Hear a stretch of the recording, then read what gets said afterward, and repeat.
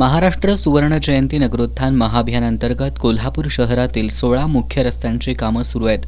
सध्या पावसामुळे ही कामं थांबली आहेत. पावसाचा जोर थोडा कमी झाल्यानं या रस्त्यावरील स्टॉर्म वॉटरची कामं बुधवारपासून सुरू करण्याचे आदेश प्रशासक के मंजुलक्ष्मी यांनी ठेकेदारांना दिलेत. ताराबाई पार्क इथल्या निवडणूक कार्यालयात शहरातील रस्त्यांबाबत प्रशासक के मंजुलक्ष्मी यांनी आढावा बैठक घेतली. यावेळी अतिरिक्त आयुक्त राहुल रोकडे, शहर अभियंता नेत्रदीप सरनोबत, जल अभियंता हर्षजित घाटगे, उपशहर अभियंता Ramesh Kamble, Suresh Patil, R K Patil, Mahadev Phulari, messrs Everest infrastructures and डेव्हलपर्सचे project manager Sattar Mulla, Avinash Kasbekar, consultant Sandeep Gurav उपस्थित होते. यावेळी प्रशासक के मंजुलक्ष्मी यांनी बुधवारपासून ठेकेदार मेसर्स एव्हरेस्ट इन्फ्रास्ट्रक्चर्स अँड डेव्हलपर्सनी Nirmiti corner, Shahu Sena Chowk, Anugraha hotel, Visvesvaraya hall, Jaragnagar road या 5 रस्त्यांच्या वेगवेगळ्या टीमद्वारे स्टार्म वॉटरची कामं सुरू करावीत.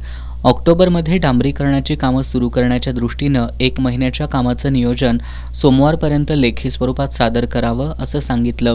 डांबरीकरणासाठी डांबरी प्लांट, विविध मशिनरी आणि मनुष्यबळ तयार ठेवून पाऊस थांबल्यानंतर तात्काळ काम सुरू करण्याचं नियोजन करण्याच्या सूचना त्यांनी दिल्या.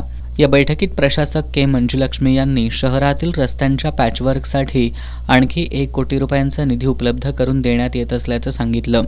यापूर्वी पॅचवर्कसाठी 2 कोटी रुपयांच्या निधीमधून प्रत्येक विभागीय कार्यालयाला 50 लाख रुपयांच्या निधीतून कामं सुरू करण्यात आल्यात. नव्यानं मंजूर करण्यात आलेल्या 1 कोटीच्या निधीमधून प्रत्येक विभागीय कार्यालयाला आणखी 25 लाखांचा निधी देण्यात आलाय. प्रशासक के मंजुलक्ष्मी यांनी मंजूर निधीमधून गणेश आगमन आणि विसर्जन मिरवणूक मार्गावरील रस्त्यांचं पॅचवर्क तातडीनं करण्याच्या सूचना दिल्या. गेल्या 3 वर्षाच्या देखभाल दुरुस्ती कालावधीतील शहरातील जे रस्ते खराब झालेत त्या संबंधित ठेकेदारांनी कामं सुरू केली नसल्यास त्या ठेकेदारांना ब्लॅकलिस्टची अंतिम नोटीस देण्याच्या सूचनाही त्यांनी दिल्या.